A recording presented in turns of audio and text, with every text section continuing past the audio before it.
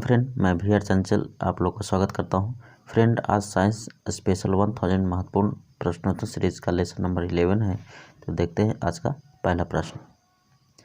तो फ्रेंड, आज का पहला प्रश्न है कि माध्यम के तापमान में वृद्धि के साथ प्रकाश की गति, ठीक है, यानी कि तापमान में जो है अगर वृद्धि हो जाए तो प्रकाश की गति पर क्या प्रभाव पड़ता है। तो देखिए, प्रकाश की गति पर जो है इसका कोई प्रभाव नहीं पड़ता। राइट आंसर से हो जाएगा सी। क्यों होता है? तो देखिए, प्रकाश की चाल जो है माध्यम में प्रकाश की चाल बराबर होता है, जिसको अगर मान ले भी कहें तो भी बराबर होता है निर्वात में प्रकाश की चाल सी बटा अपवर्तनांक म्यू। ठीक है, निर्वात में प्रकाश की चाल कितना होता है? 3 × 10⁸ मीटर पर सेकंड। ठीक है, तो निर्वात में प्रकाश की चाल कितना होता है? 3 × 10⁸ मीटर पर सेकंड। तो देखिए, जहाँ भी क्या है माध्यम प्रकाश की चाल, सी क्या है निर्वात में प्रकाश की चाल, और म्यू क्या है माध्यम, यानी कि जो माध्यम ले लें। अगर हवा कहेंगे तो यहाँ हवा का अपवर्तनांक ले लेंगे। ठीक है, पानी लेंगे तो पानी का अपवर्तनांक, कांच लेंगे तो कांच का अपवर्तनांक। तो ठीक है, तो इन सारे का जो है अपवर्तनांक पर निर्भर करता है, ना कि तापमान घटने या बढ़ने पर होता है। नेक्स्ट देखते हैं क्वेश्चन नंबर 2। क्वेश्चन नंबर 2 है हमारा कि प्रकाश की गति है। अब देखिए, प्रकाश की गति जो है अगर कुछ नहीं लिखा हुआ हो तो निर्वात की बात किया जाता है, क्योंकि देखिए अपवर्तनांक जो होता है हवा और निर्वात का लगभग, यानी कि अगर एयर की बात करें और निर्वात की बात करें तो दोनों लगभग सेम होता है, 1 होता है। ठीक है, इसलिए लगभग जो है दोनों का बराबर होता है, इसलिए राइट आंसर हो जाएगा ऑप्शन नंबर सी 3 × 10⁸ मीटर पर सेकंड। नेक्स्ट देखते हैं कि सूर्य ग्रहण होता है जब, देखिए सूर्य ग्रहण कब होता है? तो जब जो है सूर्य का जो है ग्रहण कब हो, यानी कि जब सूर्य किसी से छिप जाए। तो कब छिपेगा? तो क्या होता है, सूर्य और पृथ्वी के बीच में कौन आ जाता है? हमारा चंद्रमा। ठीक है, तो राइट आंसर हो जाएगा ऑप्शन नंबर ए। जैसे कि मान लिया कि यहाँ पर सूर्य है हमारा, ठीक है, इस सन हो गया, और यहाँ पर क्या हो गया? अर्थ।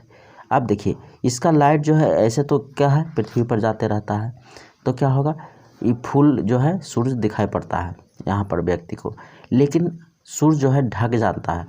किस कारण से? तो यदि बीच में क्या हो जाएगा, अगर चंद्रमा आ जाए तो क्या होगा, इसका कुछ भाग ढक जाएगा।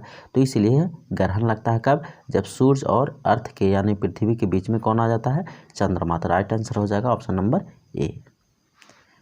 नेक्स्ट देखते हैं चंद्रग्रहण। चंद्रग्रहण घटित होता है, तो चंद्र ग्रहण जो है घटित होता है पूर्णिमा के दिन में, क्योंकि फुल जो है मून, यानी कि पूरा जो है चंद्रमा कब दिखाई देता है? पूर्णिमा के दिन में। तो ग्रहण कब लगेगा? क्योंकि जब पूरा दिखाई देगा तब तो ग्रहण लगेगा। तो देखिए, अब जान लीजिए कि चंद्र ग्रहण कब लगेगा, यानी कि जब जो है क्या होता है, तो चंद्रमा और यानी कि मून और अर्थ के बीच में क्या हो जाता है? सन आ जाता है, सूरज आ जाता है। तो क्या हो जाएगा, मून का जो है इस पे पृथ्वी पर का व्यक्ति को पूरा नहीं दिखाई पड़ता है, जिसके कारण क्या होता है? चंद्र ग्रहण लगता है। ठीक है, तो ये कब लगता है? तो पूर्णिमा का दिन लगेगा। नेक्स्ट देखते हैं क्वेश्चन नंबर 105। उचित रीति से कटे हीरे की असाधारण चमक की आधारभूत कारण है।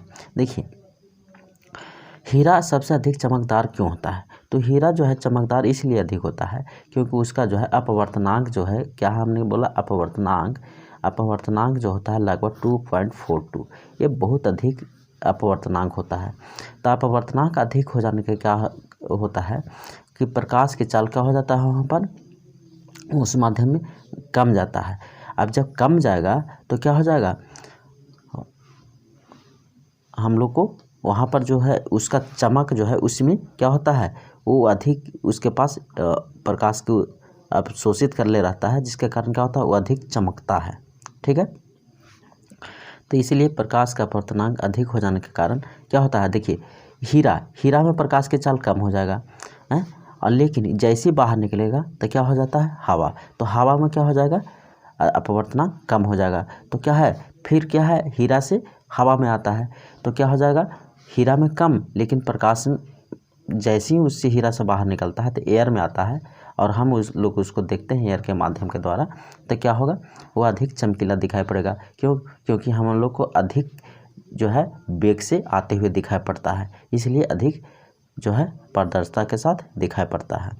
तो इसका राइट आंसर क्या हो जाएगा कि उसमें अति उच्च अपवर्तनांक होता है, जिसके कारण क्या होता है, अधिक चमक के साथ दिखाई पड़ता है। अब समझ में आ गया होगा क्यों अधिक चमकता है। नेक्स्ट देखते हैं क्वेश्चन नंबर 6। क्वेश्चन नंबर 6 है, थोड़ा सा इसको ऊपर कर लेते हैं। क्वेश्चन नंबर 6 क्या है हमारा कि यहाँ पर जब होगा, ठीक है, क्या होगा, जब एक कम्पैक्ट डिस्क क्या हो जाएगा यहाँ पर, जब, ठीक है, जब एक कम्पैक्ट डिस्क यानी CD सूर्य के प्रकाश में देखी जाती है तो इंद्रधनुष यानी 7 रंगों में, इंद्रधनुष कैसा होता है, 7 रंगों का, तो समान रंगों में दिखाई देते हैं। क्यों, तो देखिए सबसे बड़ा कारण है इसका कि अपवर्तनांक, रिफ्रैक्शन, ठीक है, दूसरा कारण है विवर्तन, ठीक है, और तीसरा कारण है पारगमन।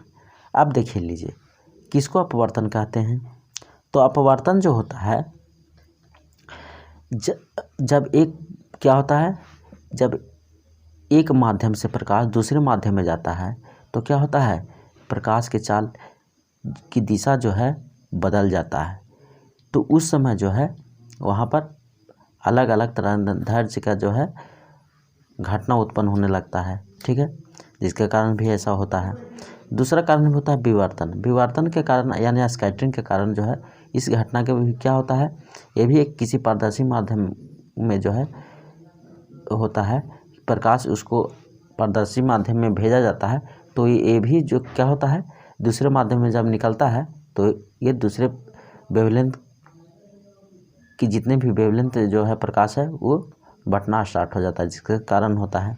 और पारगमन क्या होता है, तो पारगमन जो होता है इसमें एक अवस्था या स्थान या स्थिति में बदलाव होता है, तो उसी को कहते हैं पारगमन।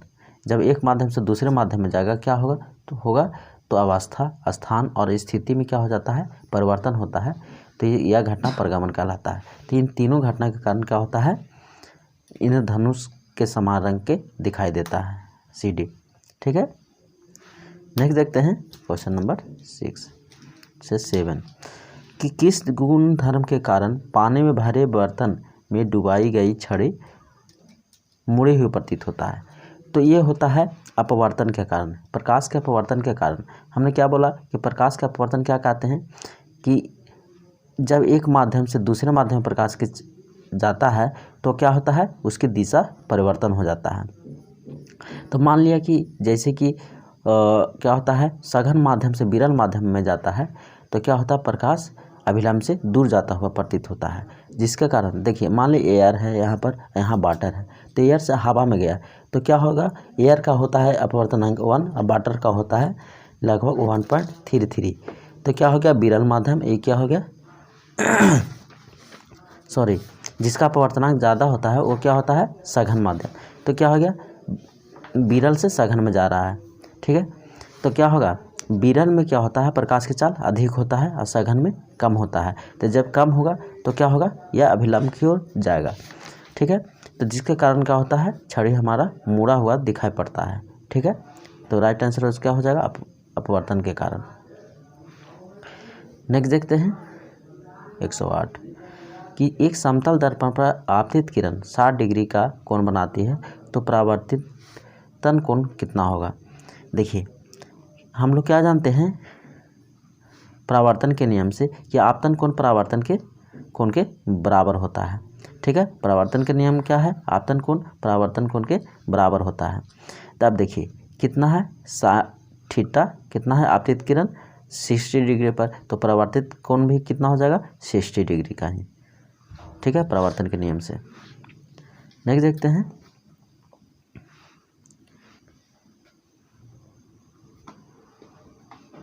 कि अगर प्रकाश का आपतन कोण 90 डिग्री है और अपवर्तन कोण के बाद उससे 30 डिग्री है तो माध्यम का अपवर्तनांक कितना होगा। तो देखिए ये अपवर्तन के अनुसार क्या होता है कि अपवर्तन के अनुसार म्यू जो अपवर्तन बराबर होता है साइन आई बटा साइन आर, सॉरी आर। इसको कहते हैं आपतन कोण की जया, इसको कहते हैं अपवर्तन कोण की जया, जो होता है अपवर्तनांक के बराबर होता है।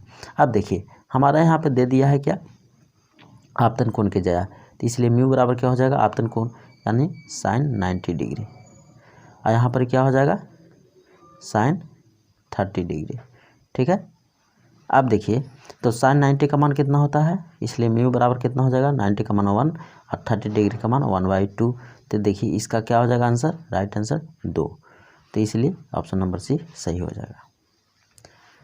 नेक्स्ट देखते हैं क्वेश्चन नंबर 110 कि यदि किसी दर्पण को ए कोण से घुमाया जाए तो परावर्तित किरण कितने से घूमेगा। देखिए बहुत ही आसान तरीका है, मैं यहाँ पे एक इमेज लिया हूँ, इस इमेज के माध्यम से ठीक है समझेंगे। देखिए जैसे कि यहाँ पर इमेज क्या है, इमेज के माध्यम से समझा जाए।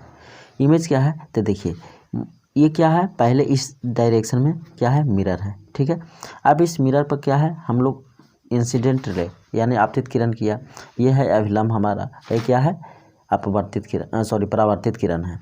अब क्या है थीटा डिग्री से इसको एंगल के साथ पर हम क्या किए आपतित किए, तो ये थीटा डिग्री के साथ अब परावर्तित हो गया।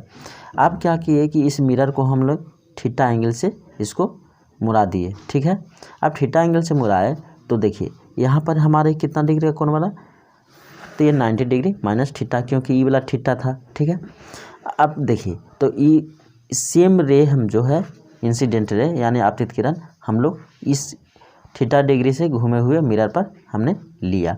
ठीक है, तो ये क्या किया कि यहाँ कितना बनेगा 180 डिग्री का कोण बनता। तो देखिए तो यहाँ तो हमारा कितना बन रहा है 90 डिग्री माइनस थीटा, तो ये कितना होगा, इन दोनों को जोड़ने के बाद 180 आना चाहिए। तो एक 90 माइनस थीटा है तो इसको 90 प्लस थीटा होना पड़ेगा, इसलिए ये कितना हो गया 90 प्लस थीटा। अब देखिए ये हमारा थीटा, ये हमारा 90 प्लस थीटा है, तो एक जो है क्या है त्रिभुज ये बन रहा है। तो एक त्रिभुज का कितना मान होता है 180 डिग्री।